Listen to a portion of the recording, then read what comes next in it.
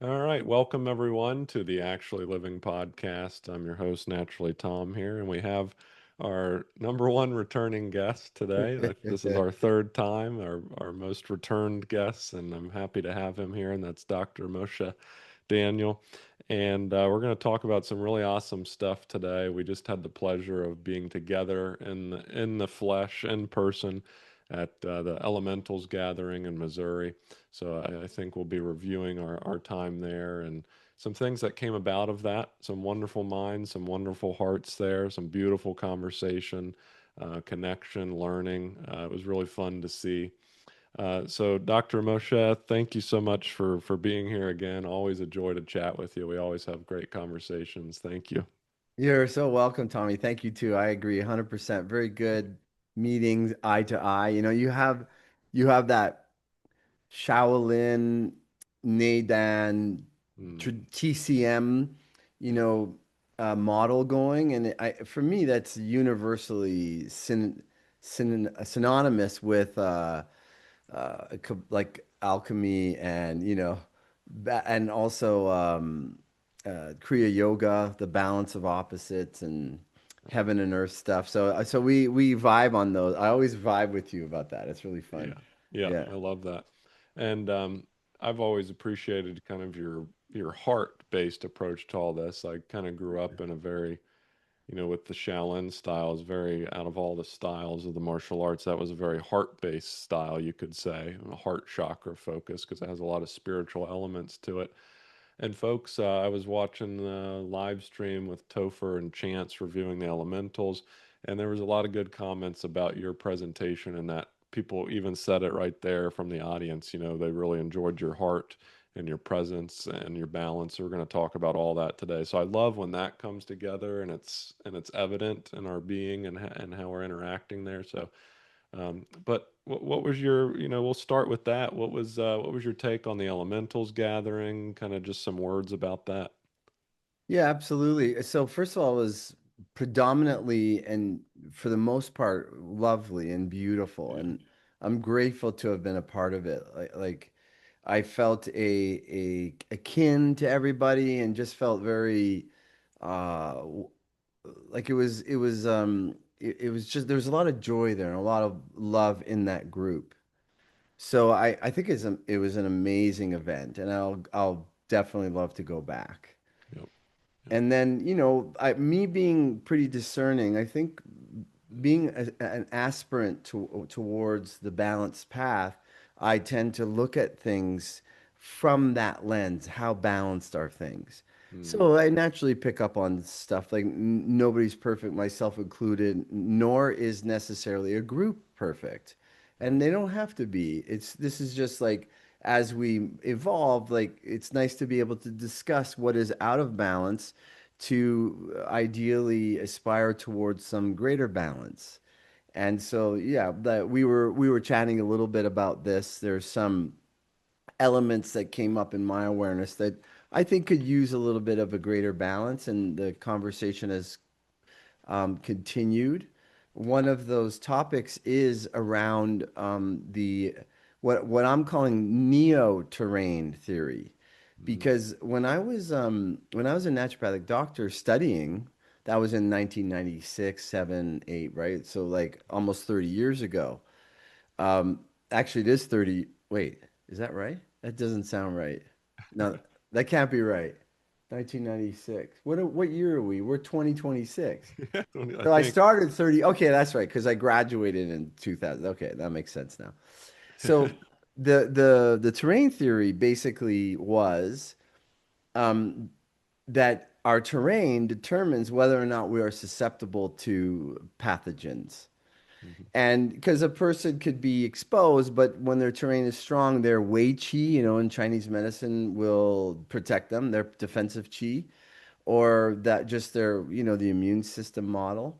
And that has evolved somehow to include the idea that there's no such thing as a pathogen, period, from the biological world. Like you cannot contract illness from another person, and there's lots of nuances to this, so we could discuss some of it. But that's an example of something that I find that's out of balance with just my intuition and also with what I've observed in reality through the years, and also through some pretty strong arguments against the idea that there's nothing that can invade us from a bacterial or viral. Now, I'm not attached to what is actually Mm, infecting or what's transmitting. right, It could be a form of chi.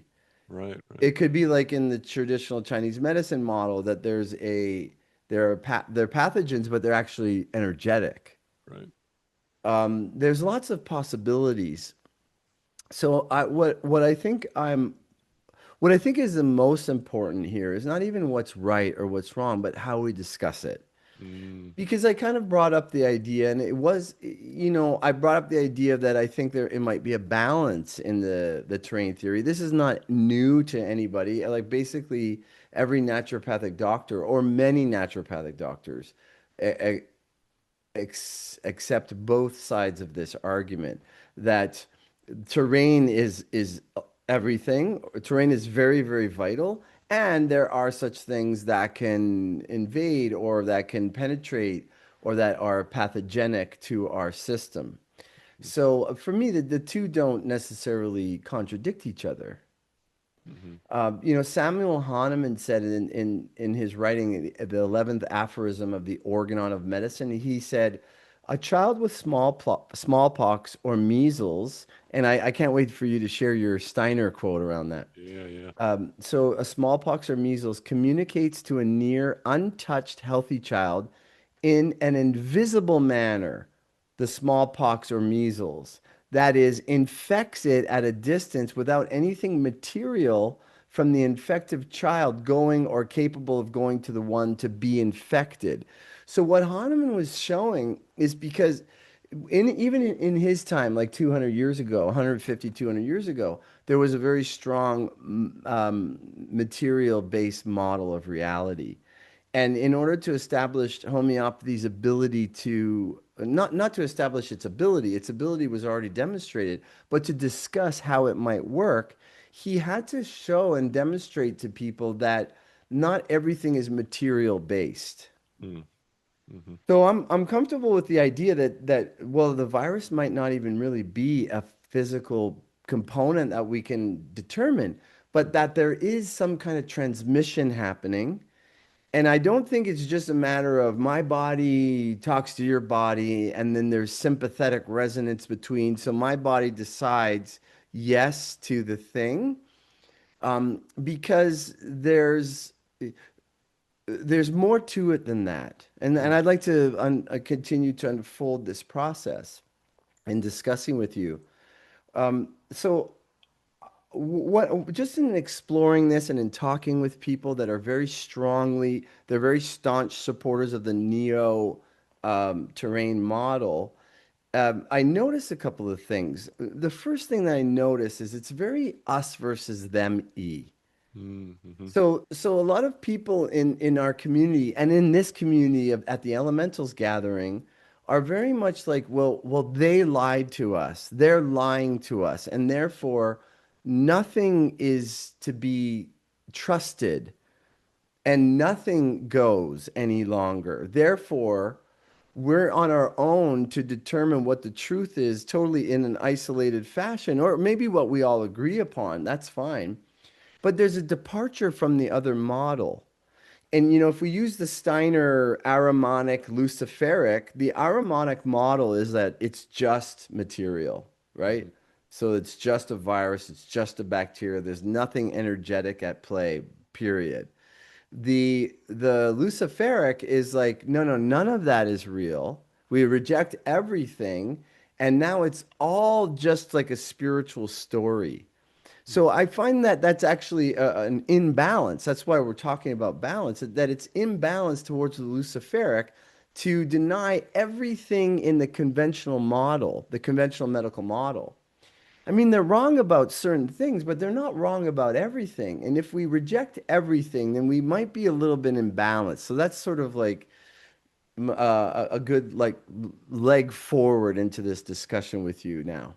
Yeah, absolutely. Yeah, there's certainly a lot there to unpack. And the image that came up as you were speaking there, and this is something that I've perhaps I've endeavored to do, hopefully, and continue to try and do, and that is to kind of one bring balance and really be very critical and always stepping back and sort of checking in with my own bias, with my own thought patterns and beliefs, etc. But the image that came up is sort of like taking a clay vessel and we're sort of like really smoothing it out and rounding it out and really spending time with it to really bring some clarity and some smoothness and some really beautification if we were to take that metaphor of sort of making a clay vessel of sorts because you can kind of manufacture these clay vessels quickly and on an assembly line and maybe there's if you look very closely you can tell there's no fine craftsmanship or you could Yeah, also get stuck in your craft studio making the clay pot for days and days and days and nothing ever comes of it. So the metaphor I like here is sort of like smoothing things out, bringing some focus and going around the edges that might be a little bit rough and trying to figure out, okay, how can we smooth this out and really figure this out? Because I like that. another big thing that comes from this too is, especially as practitioners and trying to share information with clients, patients, others, family, friends, the general public, the way in which we go about sharing this information, where does it come from? Is it coming from the heart and a place of balance and openness? Because what I've found with working with others is if I don't speak from an open place and an offering, then automatically, energetically, sometimes we can be met with an energy of, well, I'm not, no matter how you say it, no matter what you say, and the evidence that's presented, I'm not going to believe it because the energy that's coming forth to me, I'm being met with resistance. And so I think, 100%. yeah, so I think all of us can learn from sort of doing our best to really share this information from a heart place. And that heart is in the center. In Chinese medicine, it's the central axis upon the organ systems. It's the emperor that or empress.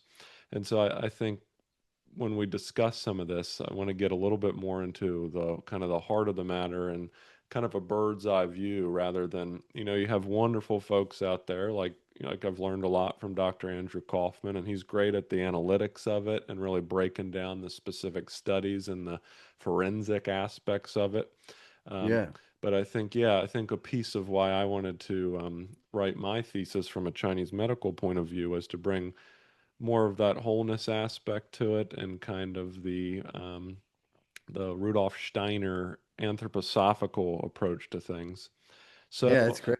yeah, and so I think I think that's a perfect example is the Luciferic and the Ahrimanic aspect to all of this. And also for the audience, really, I think what we're trying to do as well is just um, search for the truth. I'm not sure, we could talk about this if we can really ever find the truth, but you're familiar with, have you heard of this, the concept, the neti neti principle? Yeah, not that, not that, Yeah, not yeah. that. So Yeah. this idea of sort of figuring out what's false, like the famous, detective Sherlock Holmes, right? He always would say, trying to figure out everything that's not true. So then what I'm left with is the possibility of what is true, and Ab- that's a good process to do things. So I think that's an Absolutely. approach we're taking. I agree. And I want to say this for anybody who's in the neo terrain camp. Um, my view, and I think yours too, Tommy, as we Hmm. continue to unfold and share our views, is so close to the neo terrain. Hmm. Right? So I mean, if we bumped up against each other in another day and age and we shared our views, we would be going, "Oh my gosh, I think Yeah. that too. Oh my gosh, I'm like that too." Yeah. And then we would get to this little point about whether or not there's actually a pathogen floating around. Because when you're in the terrain theory, there's a whole bunch of things that we share that, say, the conventional medical model wouldn't necessarily share. Some functional medicine doctors are moving towards that, and they're definitely expanding their horizons. But generally speaking, we definitely, myself and yourself and the neo-terrain people we're very, very close. Hmm. Now, we're just discussing the aspects that I think Hmm. are a little bit out of balance, and I think that you agree with that. And I think one thing that's interesting to just mention is that there's some discussion going on Facebook, and the view that there's no such thing as a pathogen whatsoever. Okay, so let's say we haven't detected any viruses. There's no way to really demonstrate that there are viruses. We certainly have been able to view bacteria because they're huge and you can see them under a microscope. But viruses remain to be seen. Right. So it's okay that we I think it's fine to say, well, we haven't ever really found a virus, so we don't really know that they exist. We're not sure. Hmm. But then people that are very much in the conventional model camp will just see this extreme view, which I Hmm. don't think that there's much of a bridge there. So that it creates separation. The model itself creates separation of the neo-terrain approach. So that it's very hard for somebody to accept the neo that there or the terrain view because it just seems so extreme. And it also counters what we can observe throughout our lives of like, when you go to a place that where people are sick, you can get sick from it. Hmm. People, especially that have kids, like really know that, kids are getting sick a lot and then they'll bring that home Hmm. and then the parents get sick from the kids and stuff like that. So the idea of whether or not getting sick is a bad thing, I'm not saying that either, because Right. there's in naturopathic medicine, when one gets sick, it's an opportunity for the body to detoxify and to find a harmony. It could also be an opportunity for the person to rest because they're Hmm. just burning the candle at both ends. So they're Right. forced to rest. So it's not like illness is an enemy or anything. But again, the main point here is discussing whether or not transmissibility is a potential or if that's just, that's just from the false agenda of Hmm. how people have lied to us, or they're just in a completely wrong model. Hmm. And I'll tell you something which was very interesting. So I was sitting around with Andrew Kaufman and Eileen McCusick and a bunch of people. We were discussing this, and I was one of the only people on the side of the camp. Well, I do believe in terrain, but I also believe in the potential for a pathogen. And Hmm. then we were having a discussion. For me, it was a fine discussion. I did detect a little bit of dogma there, which is something that we could talk about as well. We'll make a little mental note. But what shit, I think I'm trying to finish my thought here. What was I just coming from so I could remember? Um, Pathogen and the transmittance and the t new terrain sitting at oh the. yeah, yeah, yeah. Okay, very good. So one of the lovely ladies that was there, I won't mention any names because this is specific something that she said to me kind of in no, sort of in confidence, you might say. She came up to me. She was very staunchly also in the neo terrain camp. Hmm. And she said, you know what? There's just so much fear out there around pathogens that I have to deny it and be above it. Now, that's the exact language of the Luciferic model. The Hmm. Luciferic denies the physical and rises above it into the spirit. That's Hmm. 100% match. And I said to her, "Oh, okay, thank you for saying that. I understand your position now." And I said, "I'm not afraid of it Hmm. Hmm. because because of the terrain theory. Because if I am susceptible to something, well, I have tools. I can help myself, and maybe I just need to get good and sick for a bit. I'm Hmm. not afraid of getting sick." So what's interesting is, and I'm not saying that everybody in the neo-terrain camp operates in this fashion, but at least some people do because of the fear that, like during the whole COVID uh, era, because of the fear that is used by the people that want to use fear to intimidate people and to get them to line up and take their shots and stuff. Um, that's something that we don't support on any level. The fear. Right. So because of the fear, it's almost like the rest of the model, the baby is going out with the bathwater, and that's a swing in the opposite direction. It doesn't have a balance point. Right. So eventually, we'll arrive maybe after 10,000 years, the pendulum will stop swinging. But Yeah. we don't want to keep swinging. I don't think. I don't want to keep swinging like that. I'd like to find the middle because Right. that's the place of rest, right? The Right. place of peace. Absolutely. Yeah, And this, what comes up for me is this energy of, like they say sometimes in the Buddhist tradition, it's neither an optimistic nor a pessimistic, but a realistic path. Meaning that, and I liked what you said there, because I think a lot of people, it's very easy to get sidelined in this with the fear thing of denial.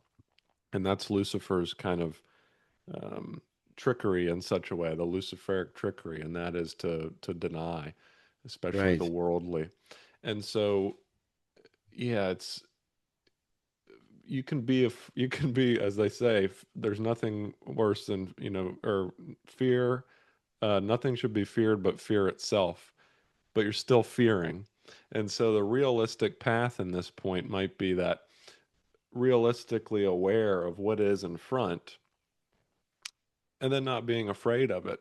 But there's two versions to take with fear in that, and that is one would be outwardly, very obviously, I'm afraid of that, and then you getting really sick or whatever it is, or maybe you're It could yeah, influence you to become more susceptible. right.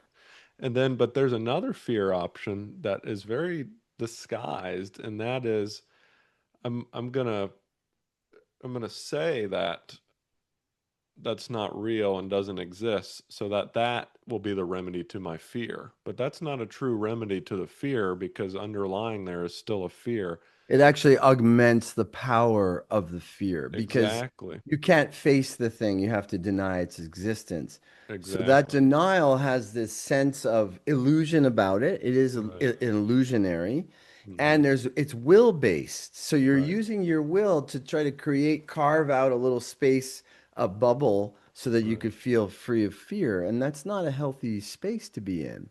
Exactly.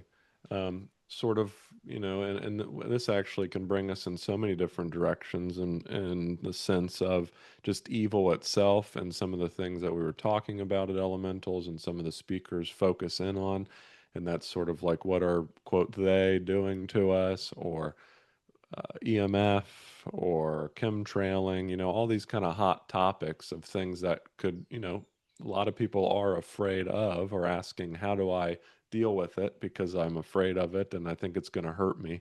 Those are, a lot of these statements and thoughts and feelings are certainly fear based. And I think actually this would be a good time to share briefly kind of this energetic aspect that Steiner talks about, because this is a great point when you talk about the energy around it, the fear around it, the thoughts around it. And Steiner says this is a lecture in 1924 about smallpox. This is a piece of a chunk that I'm going to take out of here. But he says here, when I was 22 years old, I needn't to explain the circumstances. I taught a pupil whose mother was lying in the immediate vicinity with hemorrhagic smallpox, separated only by a folding screen from the room where I gave my lessons. I did not take any precautions and continued the lessons the whole way through until the mother recovered. But I was quite happy to do this because I also wanted to see how you can protect yourself if you take the smallpox patient, including those suffering from hemorrhagic smallpox, entirely objectively like any other object, like a stone or a bush against which you have no farther feelings of fear or other psychological impulses, but take it as an objective fact. Thereby, you do indeed counter the risk of infection to a high degree. This shows that the psychological factor can also play a pronounced role in infection. This strong consciousness of an illness can, from the astral body, become the cause of the illness. Any thoughts there? And interesting, he says here the risk of infection, or but to take it as an objective fact. He too is That's focusing. amazing. Read that very last sentence again, please. Read it, Yes, the very this last. the strong consciousness of an illness can, from the astral body, become the cause of the illness. Yeah. Yeah, that resonates deeply with me. Hmm. And you know, like I love Steiner. I Yeah. think he's one of the most brilliant minds in the last good God knows how long, but very, very long for centuries. So I told this story on Topher's Yes. podcast. I'll tell it again briefly because Please. it kind of depicts sort of what he's talking about. My kids were sick and the ex were sick, and they were laying in bed. They had a stomach flu, and I walked into the house, and within seconds, I felt sick to my stomach. Now, there's no way that there's any, particle that has Right. enough time to enter my system and start to have a physiological effect on me. But Right. being sensitive to energy, I picked up right when I felt the disturbance in the air, which they were all carrying. After I left the house, it persisted in my stomach. Mm. And I had a feeling that it could make me sick. But I just, I felt through it and I ended up pushing it out, not with Mm-hmm. fear, but just with awareness. I pushed it out and I never got sick. I never got what they had. Right. But in that moment when something penetrated into my stomach, Mm-hmm. something was trying to make its way into my stomach. And it's that is pathogenic in the sense that it's coming from the outside. It has a negative energy and it will make me sick. Now, again, we're not trying to poo-poo illness as being the terrible thing, but my I was able to push it out. My Wei Qi, my defensive Qi, was strong enough to not let it penetrate. Right. Now, the question then remains, okay, so let's say it did penetrate and I did get sick to my stomach. What would happen? Is it possible? Because I've considered this too, and I did discuss with those folks after the elementals gathering. Is it possible that there is something of the nature of a pleomorphic cell inside of the person, so that when the energetic consciousness of that illness is like what Steiner is talking about, smallpox, in this case it was a stomach flu, Mm-hmm. when that enters in, can that then congeal itself or trigger the response in the body to create the pleomorphic equivalent of what that the consciousness is of that illness. Mm. I think it's possible. I mean, I'm not going to like die on this hill, Yeah. but it's very interesting that that could be the case, and it does explain the idea or it's again a possible bridge but with the neo-terrain people that say there's no physical pathology there. There's no physical pathogen. So it Mm-hmm. could possibly explain, well, maybe there is an energetic conscious component of the pathogen Mm-hmm. that seeks to spread from person to person, challenges you, it knocks on your door, and for whatever reason you say no, whether it's just purely stress, sorry, there's no stress, there's no fear, there's perfect defense, or there is an opportunity there to benefit from that pathogen, Mm-hmm. right? But so then that's sort of like just seeking the middle ground there.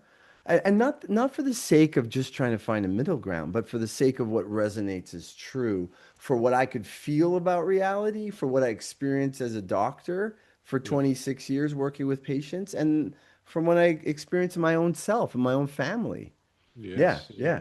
This is such a, I get excited. This is such a juicy topic, and I just appreciate being able to discuss it in this way with you because we really don't know. And that's what I like. You've been on Alex Zech's podcast. What I like about his approach to folks is, he'll say like, yeah, there's no scientific method based evidence for a particle that they would call virus. There's not evidence of that. That's pretty clear.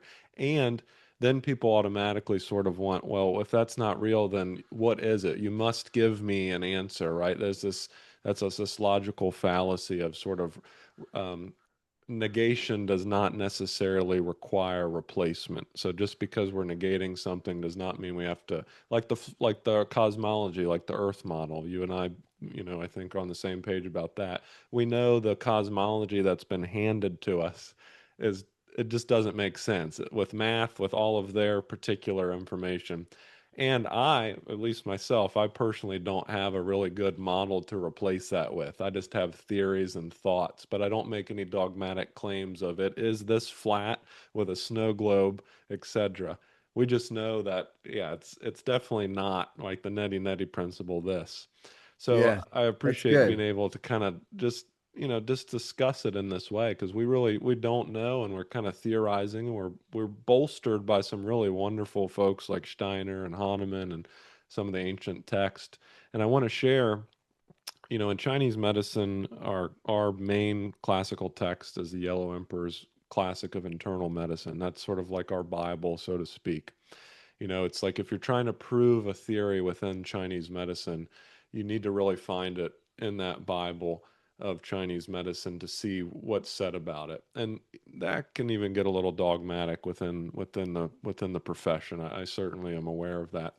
And it is nice to have this text because this text is what we call like a living text. It is living and it's breathing. It's relevant to the modern era, even though it was most likely written 1500 years ago. So that's why it can be very useful.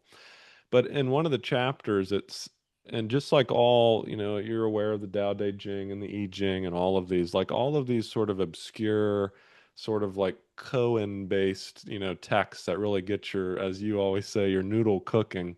There's so much to this. And then you pair that with the fact that it's written in Chinese characters. And so there's another layer of symbology to this. So we can kind of ponder this. And that's this quote. It says, when righteous chi, we call that the Zheng Qi. And if we want to, we could talk about that character a little more. It's an important one. And Steiner has a direct quote about this too. When righteous chi is strong on the inside, pathogenic influences cannot invade from the outside. Toxic chi must be evaded. Now, briefly, before I want to get your thoughts on that and hear from you, I just want to make mention to folks out there that the Chinese character here is translated kind of in Old English as pathogenic influence, and that could be a good translation. But the character I want to point out is very specific, and it's what Dr. Moshe had mentioned earlier about what we call like the six evils in Chinese medicine, like wind and damp and etc. The character they're using here in this quote is the word for like evil, like and not like evil like good and evil, but I think evil in the sense that sometimes we use the word pernicious, sometimes we use sort of this word of like something that encroaches upon your energy and sort of is this kind of gooey, darkness that can bring down. So this is an important character. It's the literal translation means evil, if that helps us to understand anymore. But yeah, I thought that quote was interesting. It's something that I based my thesis off of, and something that I'm constantly pondering. Like, what does this really mean? What are the characters? What did the ancients see here? Because there were no microscopes, there were no identification things for even Yeah. bacteria. So, and You yeah, couldn't, you any actually thought? couldn't see Yeah, the you couldn't see it. microbes. So then Right. you didn't need to define what was causing it. Yeah. So, Yeah, I love that. Part of this thing, like the world has to unite. hmm That's sort of our destiny. Now there's the all truths are half truths. Like we talk yep, about that all the time. Now yep. that's a half truth, actually, that statement. So on the one hand, we would like to unite with all people, but on the other hand, people are going to choose their destiny in the future. hmm Meaning they might just be clinging on to the old fear-based model so hard that they're not willing to look at terrain, or they might cling on to the idea of separation so hard that they're not going to unite. And at some point, we might need to have a distinction between people, and there's nothing you could do about it. Like, for example, during the time of COVID, there was such separation in viewpoint that at some point you realize, oh, I really can't get through to these people. I want to, but I can't, and therefore I'm going to stop trying. Now, if they ever come to me to talk about it, I'll have open arms, open door, but I'm not going to spend my time pursuing and trying to convince anyone. Well, having said that, I think there is a way for, in some cases, opportunities to bridge communication. if you're coming from a place they lie to us. Like I heard that so much. They're basically out to get us. They're lying to us. First of all, by repeating that so much, even if there's a truth to it to some degrees, by emphasizing it, it sort of augments that energy, right? It's sort of like the like when I've been interested in studying conspiracies, I'm in, I'm out. I'm Mm, in, I'm out. So you mention it, you learn it, and then you're out. You know it's there. But unless you're a person that really specifically wants to delve into it for whatever reason your dharma is, and there's nothing wrong with that, that's fine. But for me, I'm in, I'm out. yeah. And but a lot of this energy around the philosophies that we're deriving comes from this they're against us, they're lying to us, and so you become opposite to that, and opposite also holds the energy of opponent. You see Hmm. that side as your kind of enemy. I don't see it as an enemy. I don't see it. I don't think, I do think that there are enemy factions that are operating within the model for sure that are trying to spread fear and lies. But the idea of like a pathogen or the idea of how the conventional model holds the body is to me not the enemy. And I can definitely enjoy a conversation with a medical doctor who's very harmonic. I could meet them on their level. I could I could share what I think to them and tell them, you know what I mean? Like there's not I don't think there has to be this us and them. It's so strong. Yeah. The them that's against us is a very small handful. And I think it's good to know that that exists, but I don't think that, well, I just don't think that we need to be so they're against us so much. Right. Absolutely. Yeah, like to use a Chinese martial arts metaphor, it's like they say Tai Chi is the most powerful martial art because it looks, it's kind of a Taoist thing. It looks like nothing on the outside, but meanwhile, on the inside, everything is moving and there's a development of power. And Tai Chi is really based around, as energy and forces, especially very high intensity ones, come forth toward you, like a big punch or a kick that looks really intense and strong. You're simply absorbing that energy in a sense, not taking it. You're not absorbing it as in taking that energy in, because then you would hurt yourself, but you're merely sort of redirecting it. But to do that, you must be what we call song. You must be receptive and soft. You must be receptive and soft so that you can respond from that place of non-rigidity. Because if there's any rigidity in the system, and in the metaphor we're using here in the body, and in that in a fight or a sparring match, if there's rigidity, you can't come with that flow. You can't come back. And so I think that's a great metaphor for even, discussions and meeting the world, is do we meet it with this softness and receptivity, or are we, stuck in our ways, so to speak? Stuck in our way and like with our backup armoring and Right. like us versus them. So Right. like you love the person, you don't love the deed. You love the person, you don't necessarily love their belief. You Hmm. don't have to adopt their belief, but you could still love the person. And I mean, we all know this. We all know Yeah. this.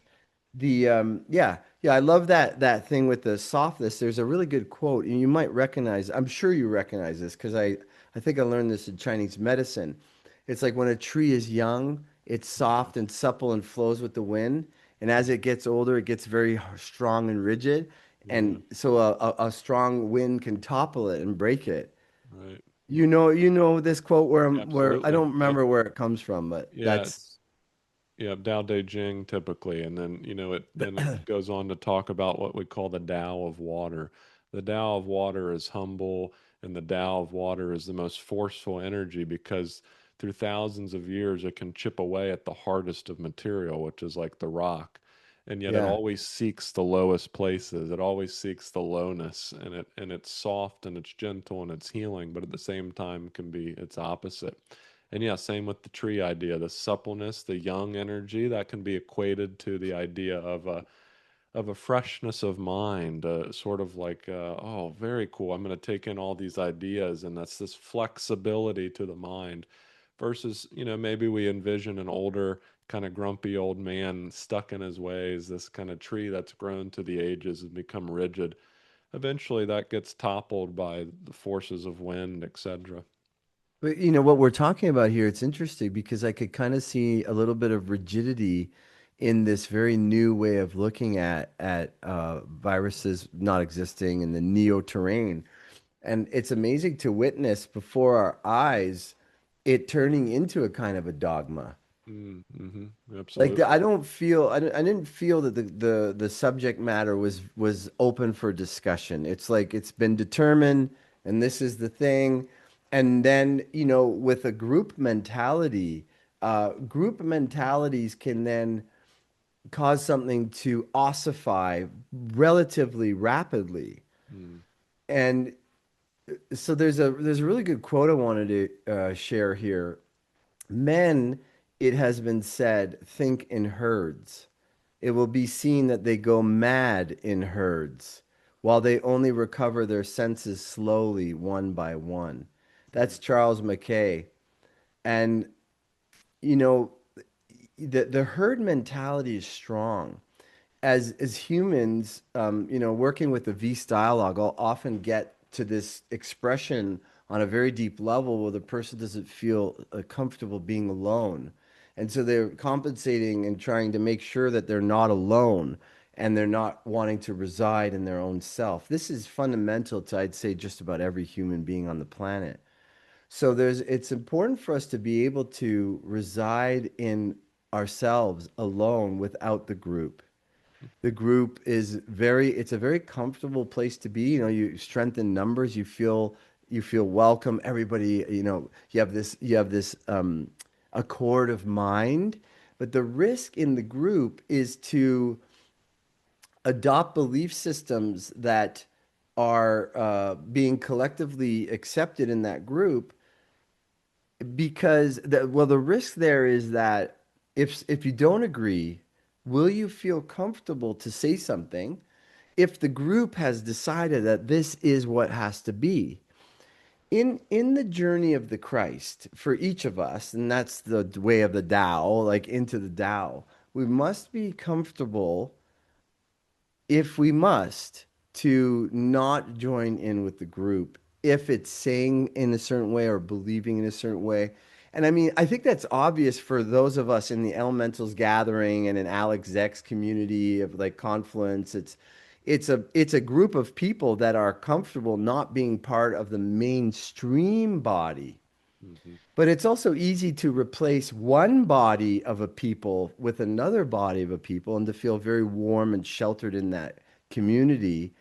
And I think it is important still to maintain individuality of mm, thought such that if the group is going in a direction that you don't agree, I mean, there's different options there. You could say nothing and just, accept, or you don't have to leave the group unless that conflict is strong enough that it merits leaving the group.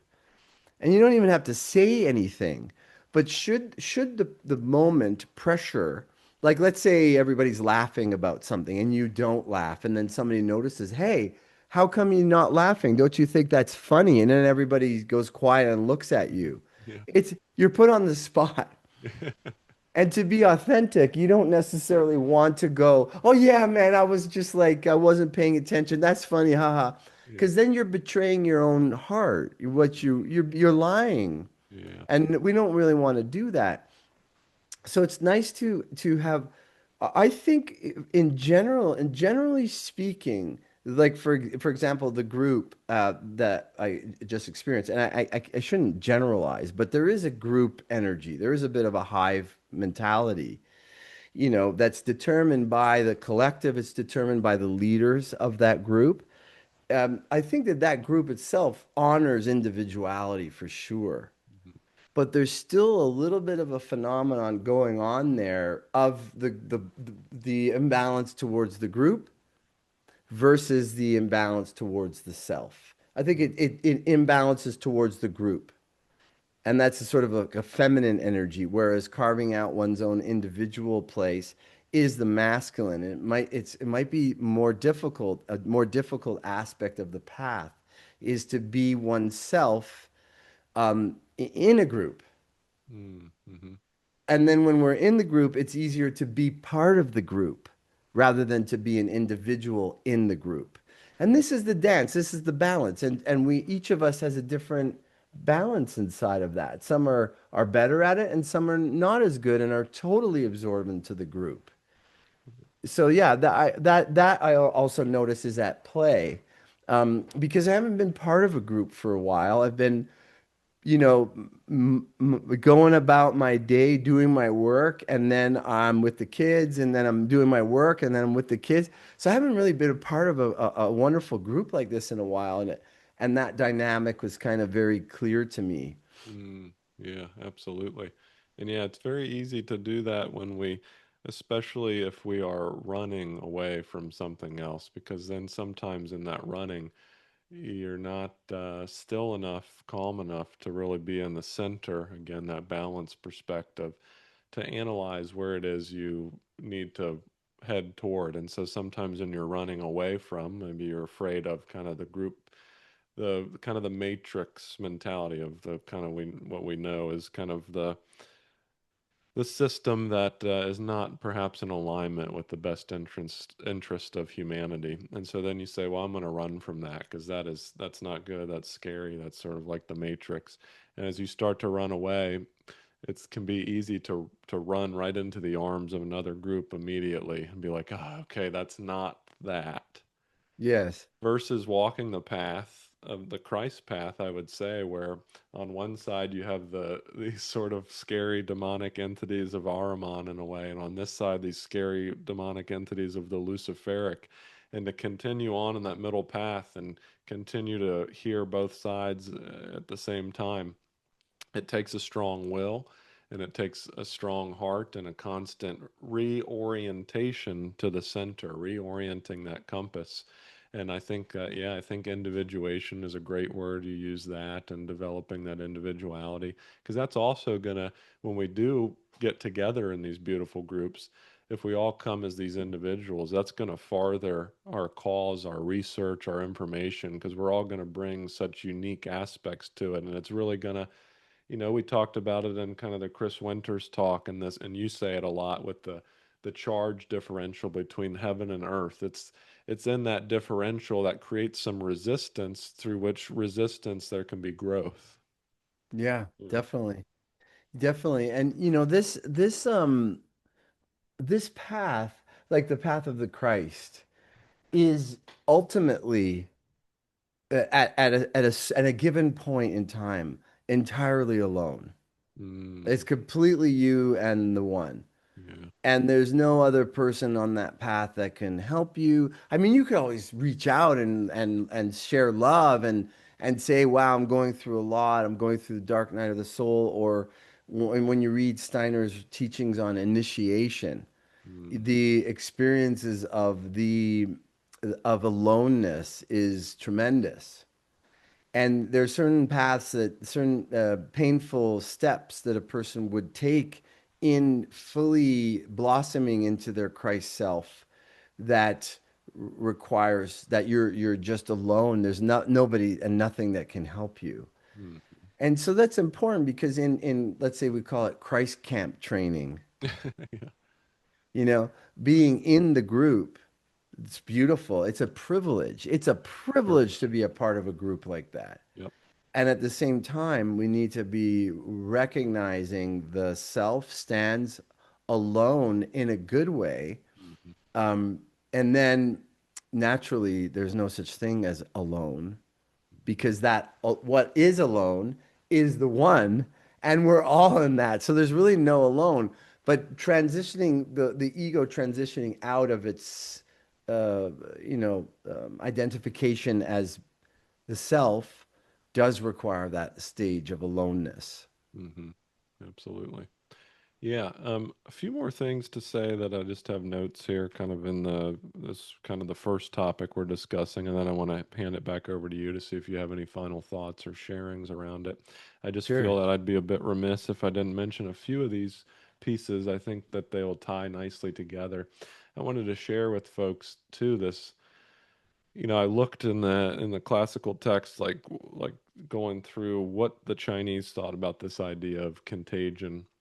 What were the Chinese characters used for that? What do they mean? Because again, characters are symbols, and as they say, a picture can tell, 1,000 words or however that saying goes.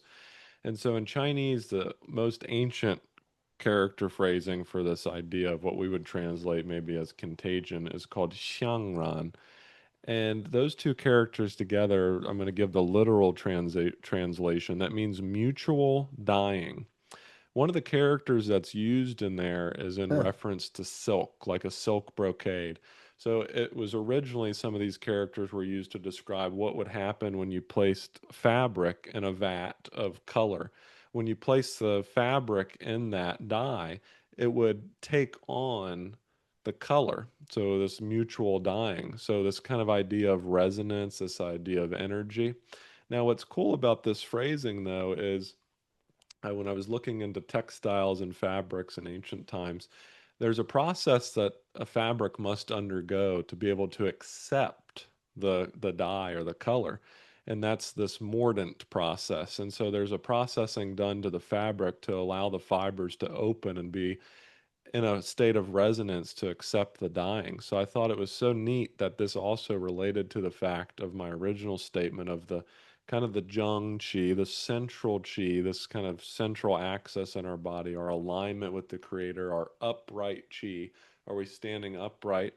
And our susceptibility in such a way that this phrasing, these characters are meaning here, our susceptibility is one available to that. And just like our Steiner quote, where he's in the same room with this mother with the smallpox.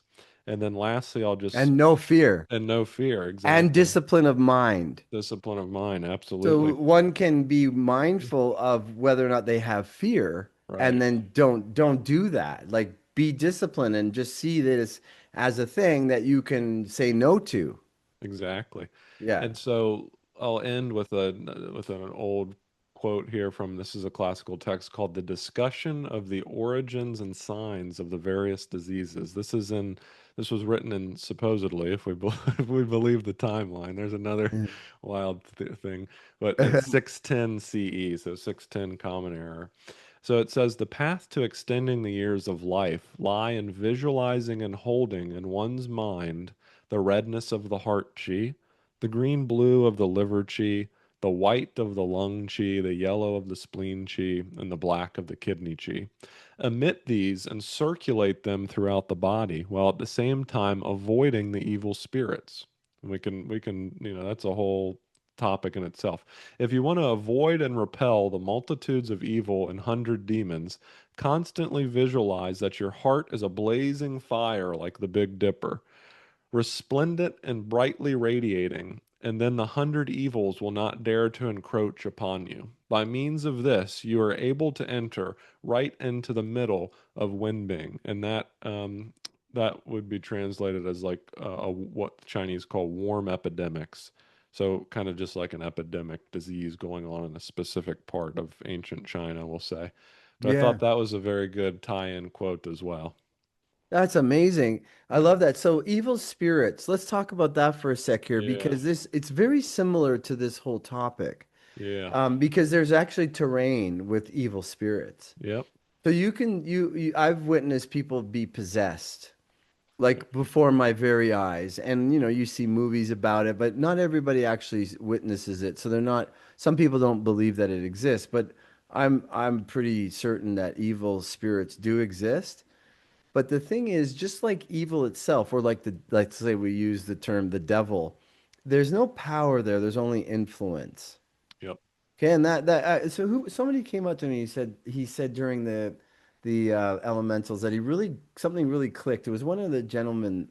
He said that he really realized that the devil has no power, just Mm, no power. It's just influence, just what we give. So when an evil spirit possesses somebody, there's an invitation there. And this is the similar, perhaps, resonance with the terrain theory and perhaps even the neo-terrain theory. So you have somebody who's invite, there's an invitation there. Now they're not literally saying, please come in, evil spirits, but they're doing something that welcomes or Mm, invites the spirits in. right, And very often, a very common example of what makes people become, whether minorly, moderately, or majorly possessed, or just irked, like bothered by the spirit, is not the unwillingness to feel their emotions. So when we don't want to feel, that actually is an invitation. So when mm, I'm saying invitation, I'm not saying please come over and sleep in my bed, O ye evil spirit. right, I'm saying that there's some invitation there. Other invitations could be, I'm a terrible person and I deserve to die, a belief system. right, right. And that would be an Almost like invitation. I think in some of the law worlds, it's almost like this idea of a tacit agreement where you're not directly saying, like you said, please come over and enter, but you're Yeah. participating in such a way that there's an offer there and there's somewhat of a conditional acceptance to that. Right, Right, right. And it's not definitely not directly right, asking for an evil entity to possess you, but right. there's something that you're doing which is out of alignment with your true nature, which There we becomes go. an opening. It becomes There an we go. opening. Yep, true And nature. that's a very good analogy for what I think is going on with the pathogen. Interesting. There's something there that is an invitation for that thing that we could learn from, that Right. could reveal to us. It could literally be a belief system like I I'm never going to get right with this. Mm, I'm never going to be good enough, or I deserve to die or something.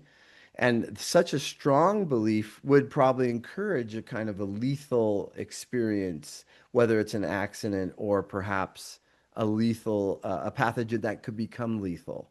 So mm-hmm. there is an invitation, there is a sort of an agreement there. But however, there's still an accomplice. So and there's still like an invading spirit, whether it's evil or whether it's a pathogen. So there's things like that I think is more of a balance in how I've observed things rather than just like a everything is terrain. Mm-hmm.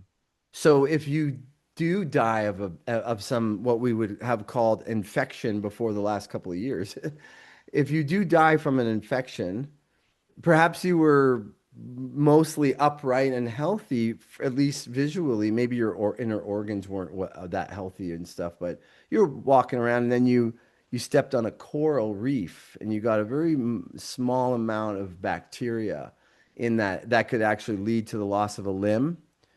Or for perhaps the example of like when a person is bitten by a dog. Because in the neo-terrain theory, there's this idea that those organisms are there just to help clean up an unhealthy state. And so they're not actually pathogenic. They're just there, they're on site and they're cleaning up. But then why would something that's there to clean up actually lead to your demise? Because we believe that the body is wise. We actually do.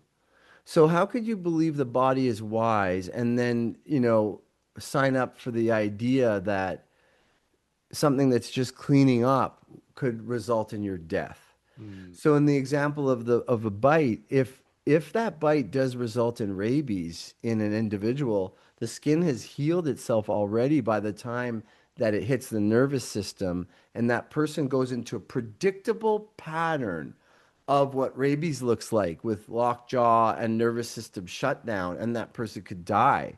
Actually, it's 100%. mm-hmm. It's 100%. It's a Mm-hmm. lethal experience for everybody where the it gets into the nervous system. Mm, I mean maybe that's not true in homeopathy. Maybe homeopathy and very advanced like Chinese medicine could cure that. But within the conventional medical model, it's 100%. Like they don't have any way to stop that. yeah. So yeah, so yeah, go ahead, go ahead. Yeah, that's an interesting one that I've been trying to do a little research on lately because a good friend of mine, Jacob Diaz, did some good work. He's the undercover virologist about kind of the initial rabies studies, and those definitely there's a lot of question there and a lot of wild stuff. And then I've heard you mention too, sort of the homeopathic understanding of the miasms and the rabid, miasm. Yeah, So the there's, rabies yeah, miasm. Yeah. same thing. There's so much nuance there. And then also we got to take into account the belief systems that individuals have nowadays around, like we've all heard the story around something called rabies. Like, how does that take place? Like somebody gets bitten by a tick or a dog, whatever it might be. What's the thought pattern that starts to begin and starts to change within the body? So yeah, that's an area I'm certainly still studying on and very open to, like, what's the deal here? Because I can hold on one side that the original rabid studies done with like Pasteur was the big ones, where it was just nonsensical, some of the items that he was like injecting into animals' heads and things, and it definitely would Yeah. have created a neurological crazy issue going on. So it created a lot of muddiness to the water onto what actually is that phenomenon. And at the same time, we can see patterns objectively in individuals where bit by an animal and something occurs, and it's I think my research right now, what's the mechanisms that might be possible that's going on there. And you bring Yeah. up great points there about the bacterial idea, um, because and I've kind of done enough research in the neo-terrain world and kind of in there now where I can kind of speak in some ways for what I think some would say, and that is like, um, there's this aspect of nature's design of decomposition. So the fungal state, we'll say, sometimes folks equate the cancer process to a fungal state where the biology of the body has said so much that it's time to decompose and be done, that there's an internal process that begins where it's this fungal breakdown of the body where it says, okay, you continue to hold the belief inside that you're no longer meant to be here, that you're not good enough to live. So you're constantly sort of reinforcing that idea, this idea like biology of belief. You're sending that message to the biology that says, okay, go ahead and break down now, because nature says, this tree has fallen in the forest. It's time to turn that back into soil. So there's certainly some things I've entertained with that as well, of like the bacteria not necessarily being good or bad, and there we go again, evil or bad, but simply nature's design of, oh, okay, it's time to break this process down. And And it's just serving what the person is actually calling right, for. And I exactly. can understand that. What I would say about that is, Mm-hmm. I've worked with people that um have cancer Yeah. or they're dying. And when I do the V's dialogue with them, we uncover the belief, the actual belief that led to that process. So we could see the process is unfolding Mm-hmm. according to the will of their subconscious mind because they've been choosing death. Like literally a young woman who didn't like this world and wanted to leave. And she, Mm-hmm. she was a mother and stuff. So consciously, she wanted to live. Subconsciously, she was calling for her death. And lo and behold, this thing comes in and satisfies that. Well, in this case, it was a very aggressive cancer. But now, at some point in our process of healing, she realized that she had been making a mistake about her desire to die, that it was Mm-hmm. actually a karmic error. Mm-hmm. And in that moment, she no longer wanted to die, both consciously and subconsciously. But the thing that was inside of her was a process that was like a train. A train has momentum. It's the Mm-hmm. same with infection. So you might say, okay, well, I called it in. Even if you want to say I sympathetically resonated with it. But at some point, if the subconscious mind is no longer aligned with the intention of being eaten alive and dying, that thing that's inside of you that you've invited is a guest that doesn't just leave just because you no longer want it. So the Mm-hmm. idea of not letting somebody in your house when you don't want them to come in is a good idea. Right. And when you have an unwanted guest, sometimes it's hard to get rid of them. Right, It's right. easier to defend than it is to rid. And Mhm. that also speaks to the nature of the consciousness of this thing as being pathogenic. Interesting. Yeah. Yeah. Right, absolutely. Like one, you've given all this permission in a way for the guests to come in, and then all of a sudden you say, you know what, no what, leave, and they're like, whoa, whoa, whoa, whoa, whoa. I thought we were good. I thought we were talking. And you're right. I Yeah. haven't heard it said in this way, this idea of the momentum. And there is this karmic, energetic aspect of that in the sense of, well, you've kind of created this agreement for many, many, many, many times. And now all of a sudden you're saying, no, I don't want this. It's sort of, it's like you get into a contract or something that for so many months and you're like, yeah, you know what? No thanks. I'm just going to say no to this.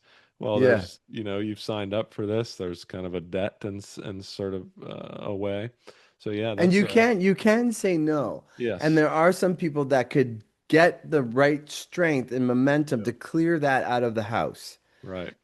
But it's more difficult and it has weight and it has momentum. Yeah, yeah, It's just more difficult. That's why when one defends, it's better not to let well, I'll use the word the enemy, but that's a little bit of a problematic term, but to pass your ranks, your front, to be on the front ranks there, because once they get past the defense, then they could do more damage, right, right. And one of right? the original naturopathic tenets, prevention is the best cure. That can Yeah, be that's right. That's said. definitely right. And it's even if somebody says something to you, Hmm. that know that feeling like it gets inside and it's immediately bothering you Yeah. versus you just say no to it right away from the beginning. Because Hmm. sometimes people say things and then it gets in there and it bugs you and it's like niggling at you and it could take you days to like get to the source of what's really bothering you, and then you say and then it's cleared versus like you're an asshole. Hmm. No, I don't think I'm not an asshole. No, and it just sort of it just like it's like a water balloon on a shield. It just breaks and it doesn't do anything. Versus you're an asshole. Oh, that hurts. No, I'm not. I'm not an asshole. Yes, I am an asshole. No, then there's this wrestling thing going Yeah. on. Yeah, so what we're talking about, like with evil spirits. Some people would deny that they even exist. Well, I Right. would say that that's Luciferic. That's a form of denial. Hmm. But you don't have to give away your power and be afraid of them when you realize that they have no power, only influence and invitation. Hmm. Right? So there's a balance right there, which is a good analogy to sort of like the neo terrain. It's like, oh my gosh, these things are scary. They could hurt us.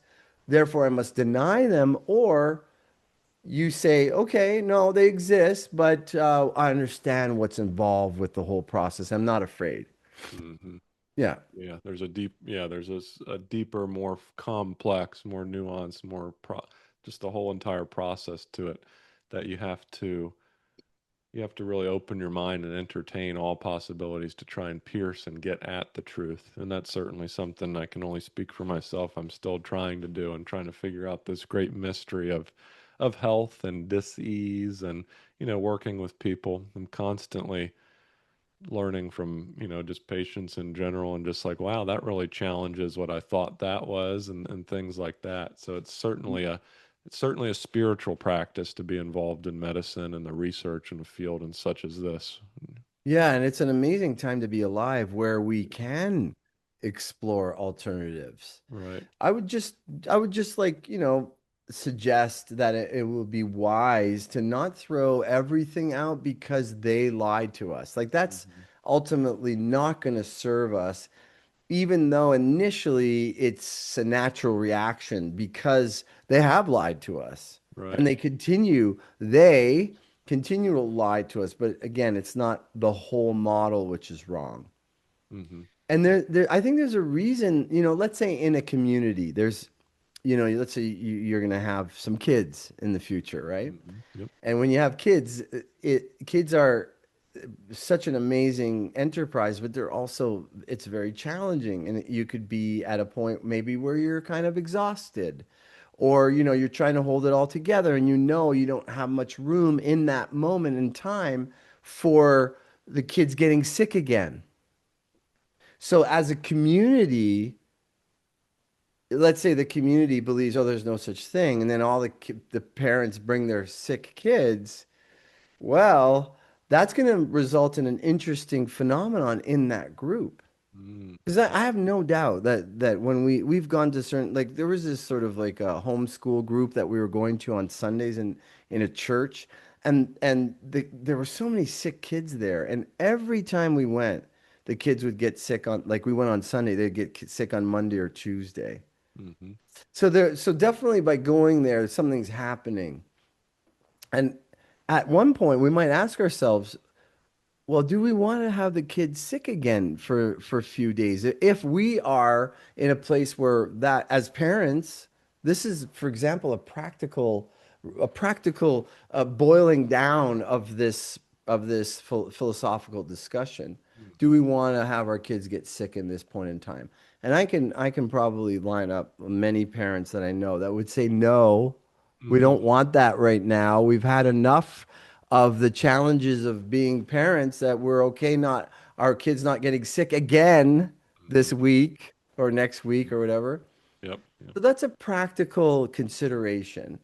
Another practical consideration is when people are in a weakened state, they haven't slept enough, or perhaps they have a kind of a very strong stress in their life, and they don't feel right.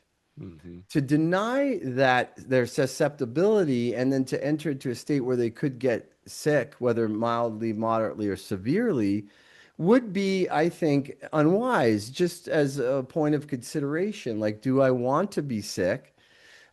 Or just to be aware, I feel weakened. I'm in a weakened state. hmm Am I more susceptible right now? Yes, you are. hmm Okay, so consider if you're not concerned, you don't mind getting sick, good. Go ahead, do whatever you got to do. But if you are in a state where that's not going to work for you for whatever reason, then be mindful of that. For me, that's like a logical and sensible balance in this situation, in this hmm discussion. Yeah, absolutely. And we often forget, I certainly do, that stress, and I don't, this becomes such a dirty word, but I just mean stress doesn't have to be negative or positive, but stress is cumulative. So when we try and analyze, like in Chinese medicine, why are they saying that these weather and cosmological influences are causing disease? I've always likened it to the idea that, like you're saying, the stress is cumulative. So maybe this individual hasn't slept, they haven't kept their practice up, etc. And then we have a huge weather shift. That's certainly a stress upon the body. It changes the pressure in the air. It changes the humidity. That changes the terrain of the respiratory system, etc.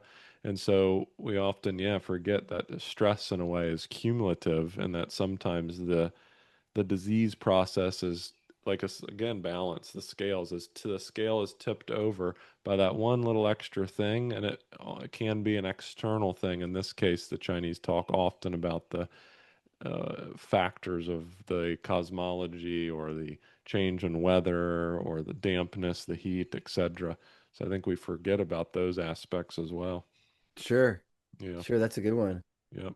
That's a good one. um so yeah, balance is kind of a key theme that we're often talking about. And then um, this idea of how do we bring a balanced approach to the concept of evil and begin to discuss it? Because, another aspect that you'd mentioned to me at the gathering was we often say, we know all this is going on and the quote they are doing this, and we're not going to spend a lot of time and energy and focus on that.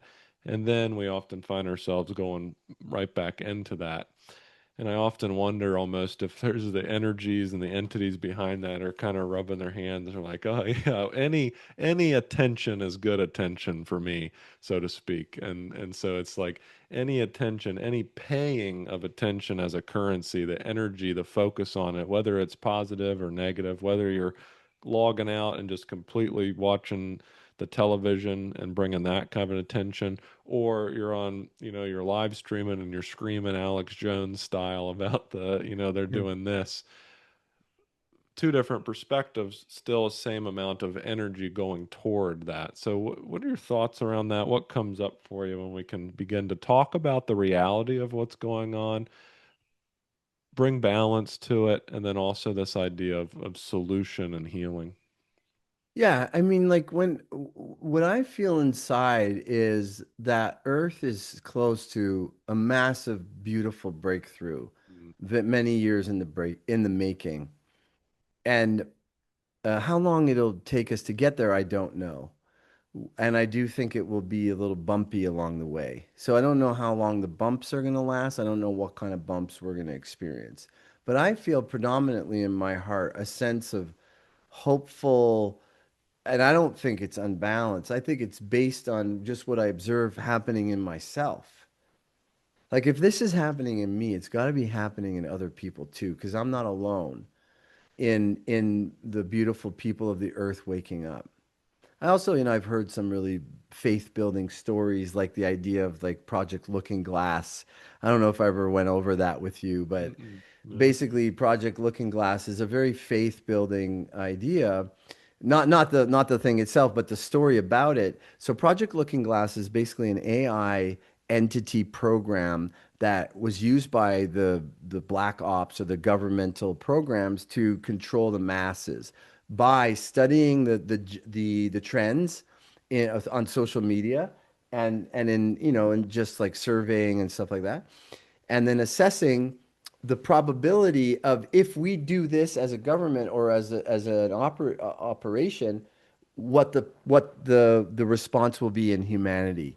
And it got so accurate that they were able to really manipulate the masses over time until after December 21st, 2012 Mm, things started to change. So that no matter what they did, no matter what move they did on the chessboard, it always resulted in the same phenomenon. So and they couldn't avoid the phenomenon, and they didn't like the phenomenon either. They didn't mm, like what it was looking like it was going to happen. So they called in one of the original engineers that created this, and they had him take a look at it and see what was wrong with it. And he said, "There's nothing wrong with it.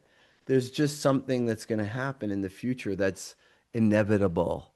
yeah. And what he talks about, what he spoke about was it looks like a mass awakening, like a collective awakening of humanity. Mm-hmm. And so he made the analogy that the two players of like the people using manipulation and stuff and let's say humanity are two chess players. And they both know that player one, the good player, is going to win. They both know. But player two is a bad loser. And they want to enact as much damage to the player's other pieces as they possibly can. But they both know what's happening in the future. And it's positive. Mm-hmm. So that's sort of how I liken what's happening. I don't know how many bumps along the way or how long this will last, but ultimately we're headed for a mass awakening, which is inevitable because the truth is, was, and will always be. And what is an illusion cannot last because of its illusionary nature. It can't last. So that's a beautiful thing. So when we focus too much on the negative, I think we need to look at our egos and what is attached there. Is it fear? Is it a kind of a desire as a form of like virtue signaling? Like I know how dark things are. I don't know what it is for each person, but certainly when we when we speak so much about it, we end up augmenting it, ends up looking very all pervasive. There was a movie that I saw a number of years ago. It was called Who Owns America? And it was all about like BlackRock and Vanguard and stuff. Like they own everything from media to education to politics to sports, everything. Mm-hmm. So after I watched that, I was like, wow, they really revealed the truth. But how did I end up feeling was that this thing happening on the planet is hopeless. These organizations are so powerful that there's nothing we can do. That's controlled opposition. Mm, That's a way of augmenting the evil side to appear omnipotent. And that's what it wants. So you're like going like this and Yeah. high-fiving. So if we're dealing with or we're spending too much time on the picture, and I think education is fine. So I'm not, again, this is a half truth. I'm not trying to Right. Right. indicate that it's all wrong. But let's say, you say I'm not going to talk about doom and gloom, and then for your whole talk you talk about doom and gloom. There's something there that's like a little bit heavy on the side of the gloom and the doom. Because then there's not even any room to like, well, what do we do about this? What Hmm. do we do about this? Yeah. So I think the idea of the vibration of your heart is very powerful. Like then the hundred evils can't affect us. Right. Right. So it's a matter of getting clear and strong and connected with the heart, dealing with our false belief systems, letting go of the past that no longer serves, healthy eating, good sleep, good community, meditation, hugely important. Hmm. Stay away from the things that are going to harm us, and I don't know, like the rest is in God's hands, and that's also a nice surrender, right? Like that which is beyond our control. If Right. something's beyond your control, does it benefit you to worry about it? Mm. No. Does it do anything to worry about it? No. If anything, it just bogs you down with more negative energy. So Hmm. don't worry.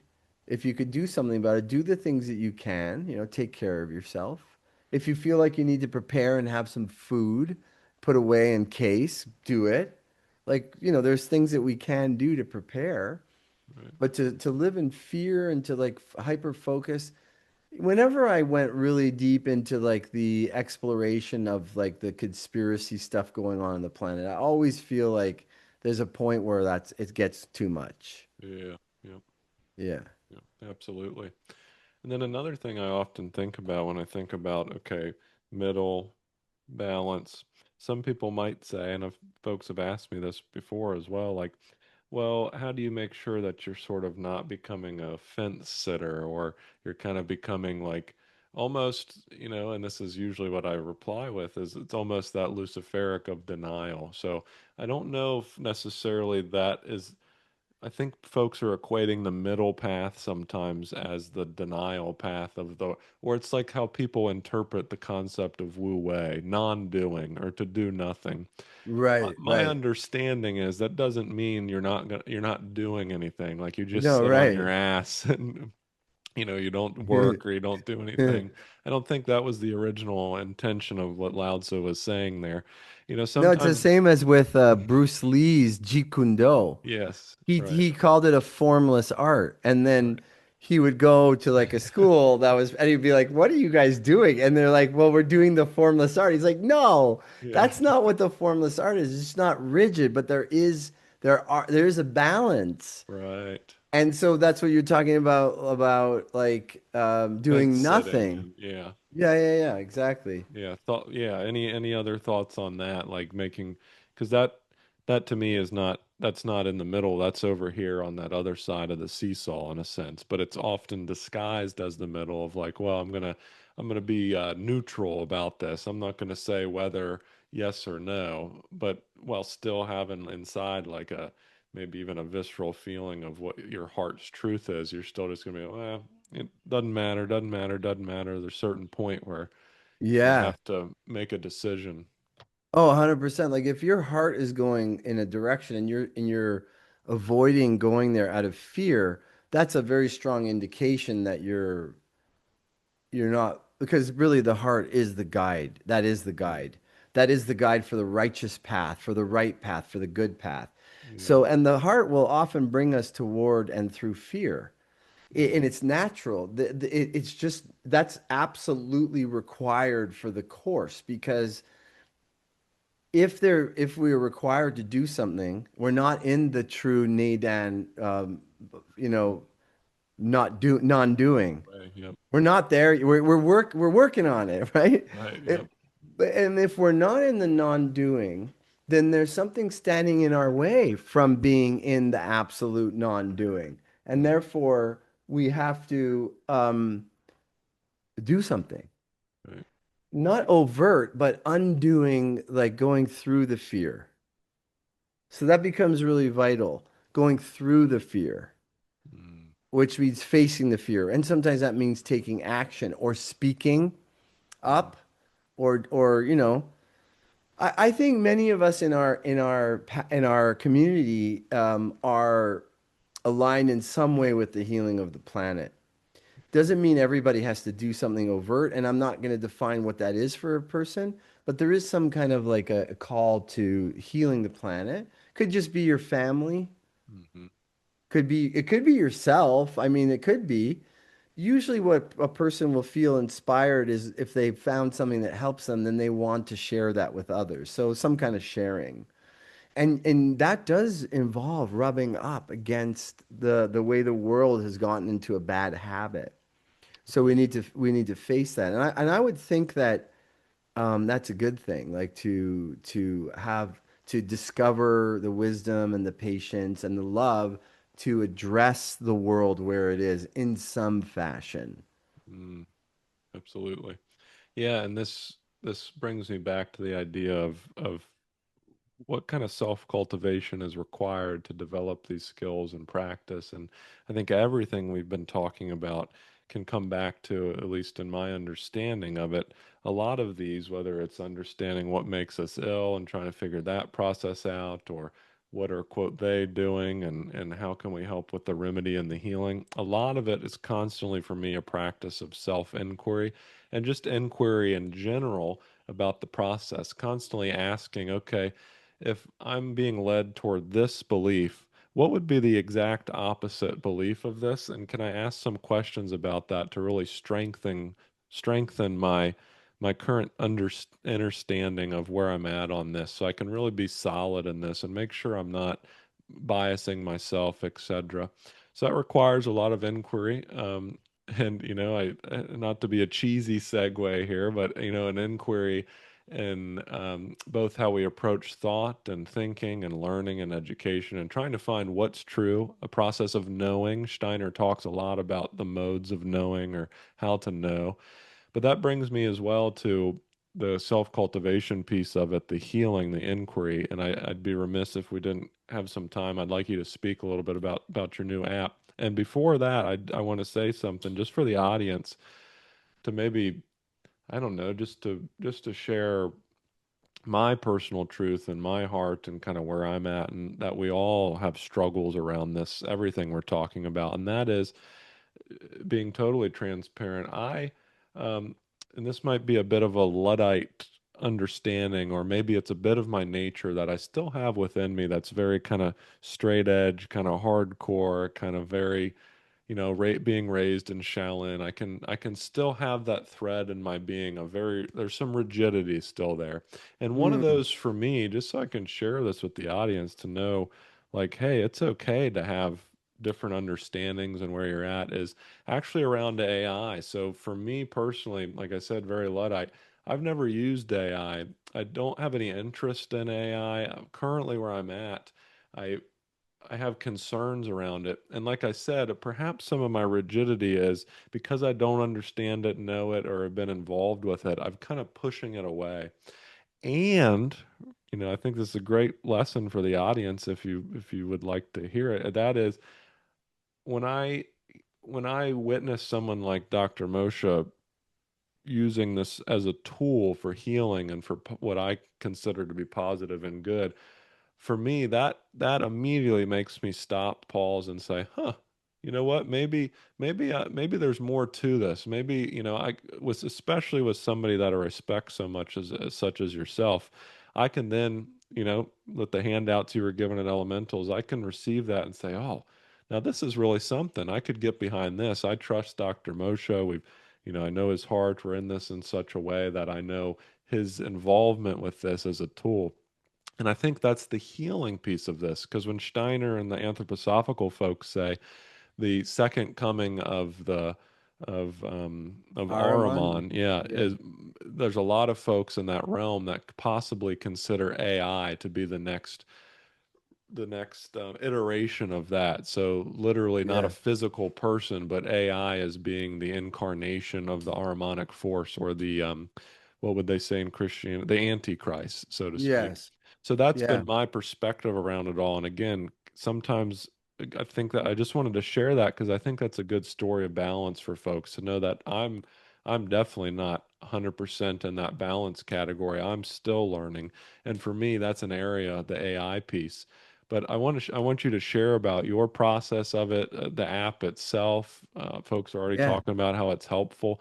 And I just wanted to prime it in that way to be honest and share, hey, I'm a little confronted with the whole AI thing. So, yeah, any thoughts on that or Yeah, so that's a great segue, by the way, into this topic. And I completely understand. I have myself been leery about AI, and I think being leery about AI is a wise and important stance for us to have because it's such a powerful tool that if misused, it'll likely do terrible things for humanity. And if we're not careful and it gets in the hands of people that are using it irresponsibly or in such a fashion that they're trying to literally dominate the planet through AI, because there's always this war going on amongst people that they're trying to like be the most powerful uh, nation or whatever organization or perhaps the people behind different things are trying to use it for control and manipulation. So it's a powerful tool that can be misused. mm, And I think that's one of the reasons for that is why trying to use it for the light, for the good. yeah. And it can be used for the light. I've done the most amazing thing since I've been working with AI that I just simply couldn't do without it. That's Mm, the fact. mm, So, or maybe I could have done one thing and it would have taken me 20 years instead of doing it in a couple of weeks or a month right. and doing multiple things towards the good of the planet. There are some risks with it, like it can be highly addictive. Mm, And I went through an experience of imbalance with it where I was barely sleeping because I was thinking basically what it activated in me is productivity. And for someone like myself, like to augment your productivity by 10 to 20 times is it's like an adrenaline rush. mm, It's like a dream come true. Like you can't even believe all the things that you could get done, all these projects, and then become so creative and almost manically addicted to the AI. So mm, since then, I've definitely dialed it back, finding a greater balance. But that is a risk, is becoming addicted. But like for example, I've been working on a project for 25 years, which is a resonance project using different metals that represent the different elements of creation to create a resonating device that is so beautifully harmonious that I think it's just going to be radiating pure love. It's going to be mhm, channeling and radiating pure love, and it'll be very, very healing. And I couldn't, it helped me crack a code that has so many different dials. You have to line up this with, and when you line that up, it misaligns that. So then, and when you try to align this aspect of the resonance, it throws that one off. And so just all the calculations, I created an app that has all of the different parameters so that I could plug them in and then tweak it that way. And I managed to crack the code. Like I've mm. cracked the code of 369, Wow. an application of 369 through resonance. And Right. I plan on sharing that next year at Elementals. I hope to have a working Very cool. prototype that Very people cool. could sit around and hold. And AI helped me with that, Tommy. I couldn't do without Interesting. it. It's Yeah. a high, high level of beauty and vibrational healing. So that's one thing. And then there's the Questions Heal app. Right. So my method, the V's dialogue, you've got to experience it, is very powerful, very helpful for people to get to the bottom of what their physical, mental, emotional suffering is about. Hmm. And I can only train so many people and I can only work with so many people. I want to reach and help as many people as I can. Mm, So my vision here was to make an app that would be an extension of myself. And I put my blood, sweat, and tears in this app. I've bootstrapped it for the last 2 years. and have been, scraping the bottom of the bucket of Yeah. like funding it myself out of my pocket and working countless hours at it to make sure that it works as closely as I work. Yeah. And this is what I'm so grateful about. It's doing a lot of good for people already. And it's done so much good for me. Like I'll test it, and I always test it with a real issue because I discovered when I make up bullshit in my answers just to test it, it doesn't really perform very well. It's sort of a weird Interesting. thing. It's a weird Yeah. phenomenon. But when I take a real issue that I'm going through Yeah.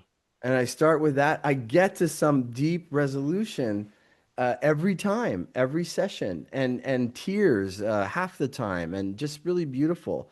And that's AI. Mm. So, in the hands of somebody that has good intentions for the world, it's a tool for the good. Like, how can it not be? Provided that you do find a balance. Like, get out and take your socks off and go walk on the ground. Yeah. Just do simple things. Don't be stuck just in the AI world because that's also not healthy. But in good hands, it's good, and in evil hands, it's gonna be a powerful force to reckon with. Yeah. And I think that one of the dangers of AI is getting people to become feeble-minded, which is what Steiner said is like a part of the Ahrimanic impulse. It's like Mm. you stop thinking for yourself. You just like, I don't have to consider this. I'll just ask AI. Mm. So I would, it's easy to do that. You could use it as a tool. You could leverage it as a tool for productivity and even answering questions that you don't know. But I would never ask it to answer a question that should come from your heart. Mm. Like, what should I do about this situation where this person wasn't nice to me? Like, that's not a question for AI, but Right. maybe the question for AI is what is the volume of a bathtub that is, you know, how many pounds of salt do I need, magnesium sulfate do I need for my bath to get a really saturated solution? Like stuff like that, you could use it and get answers like this. Like, who Yeah. cares? Yeah. But I wouldn't use it to answer the questions that we should answer ourselves. Hmm. Hmm. Yeah. Absolutely. So I'm certainly going to include the link for the audience, folks. If you're listening or watching, it's going to be down below in the description or the notes portion on the podcast apps for Dr. Moshe's. You're calling it the Questions Heal. Yeah, the app it's Questions Heal. Basically, Beautiful. it's questionsheal.com is like the sort of like the overview page. And the Hmm. app is Q because that's the name of the app. It starts with I am Q, your questions heal guide. Q for Oh, like interesting. cool. So Q dot questionsheal.com is Mm. the app itself. Okay. And you get to start no credit card. You get a free session basically, and it's enough to finish a session, and Hmm. that should give you a really good opportunity to address something that's troubling. Hmm. Again, physical, mental, or emotional. Could be Hmm. all of them, but it's really important to start with an anchor of an issue. Mm. Gotcha. Gotcha. Otherwise, you have nothing to go on and deepen from. Like you don't want to say, "Oh, yeah, no, nothing. I just like wanted to have a chat and see what comes." That's not going to work. Right. Right. So you start with that, and then God willing, it helps you as much as it's helped me and the other people that have used it. Yeah. Um, Beautiful. yeah, yeah. Thanks, Tommy. I really appreciate you discussing this with me. Thank you. Absolutely. Yeah, I'm glad we discussed it, and I appreciate you kind of sharing that perspective around it as well, because I think this is a great way to kind of bring it all together at the end here for what we've been talking about, the theme that's sort of run through all of this, and that's about balance, that's about inquiry, that's about reflection, that's about receptivity and softness and non-doing. And just beautiful that this came up in that way because I think real time the audience got to see right there. I preface that by saying, "Hey, I'm a little weary about AI. Dr. Moshe's talking about this, and I think it's beautiful to witness. Hopefully, folks, are getting that or that occurred in this. I certainly felt that where I'm able to be totally open and hear from you, the creator of that, and your experience with it. And now I can take that information in, the feeling of it, the resonance. I can sit with it, I can ponder, and that's going to help me to inform and better make my own decisions and thoughts, feelings, and just be in that space of love in that middle way. So I think what a beautiful way to be able to kind of wrap a bow on all this and share that real time with folks. I think if anything, folks out there listening, if we could all, yeah, perhaps I could offer, may we all do our best in such a way to approach all topics, information, learnings, discussions, whatever it may be from that perspective. I think that'll be a major piece to the healing that we've talked about in the world that's coming. Any final thoughts or anything? Anything you'd like to share or discuss? Well, I just appreciate your flexibility and your Nadan art. Appreciate it. Yeah, I always enjoy doing this. I think you summed it up very well, and I think the contents of this discussion, if somebody is able to, Mm, derive some a better balance for themselves, would be yeah. really would bring me a lot of joy. And I hope that in our community in the future, and when I say our community, I don't just mean the elementals, but I mean the people that are on the up and up and like wanting Mm, to live in love and harmony and not the way the world has operated for quite some time. Aspects of the world, because there's still really great things of the world that are yeah. part of the conventional world. Right. So just to that we might attain a greater balance in and flexibility and openness to discovery, because I don't think we have it quite nailed yet in terms of the what is the model here of is it infectious? Is it a virus? Is it not a virus? Is it energy? Is it just sympathy? Is it just terrain, neo-terrain? So that'd be nice to see so that we could, I think that would be a healthier community rather Hmm. than one that's reacting against, Yeah. swinging against, and in denial of the aspects of the world, because that, as we discussed, is not balanced. Yeah, so I think that's all I want to share right now, and my deep gratitude to you and our talk, and anybody that managed to get to the end of it. Like Yeah. kudos on you. Yeah, beautiful. Yeah.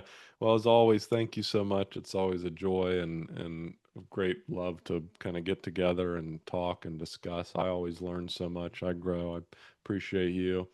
Again, folks, everything for Dr. Moshe is going to be in the links below, his website, the app we just discussed, as well as don't forget to check out, folks, Israel's Unfinished Covenant. It's another really right heart-based production that you've Thank you. created. Yeah, Let's not thank you forget that. for that. And Yeah. and I will actually send you the links for two articles that I've written, Okay. one in like heavy medical jargon for like medical types, Okay. and then one in lay terms for understanding the same things that are being said, but in lay terms, just around the science and around some of the thinking and the research that I've done on the topic of terrain, pathogenicity, and what, you know Hmm. transmissibility, like what is going on there, what I think is going on there. Okay, absolutely. Yeah, and I'll give those you sent those. I've kind of perused through them. I'll give those a good read and share any feedback or information. I think, yeah, I think it'll be cool to get some Chinese medicine perspective and then just kind of allow this to open the doorway to deeper and more new thought, things like that. So I'll include that as well for folks if you'd like. Great, thanks, Yeah, Tommy, appreciate it. absolutely. Well, thank you for spending all this time, and we'll chat again. Folks out there, keep an eye out on the channel. You'll definitely see us talking again, as always. Thank you so much. Have a good night. Thank you for taking the time. You're welcome. Thank you Yeah, too, Tommy. beautiful.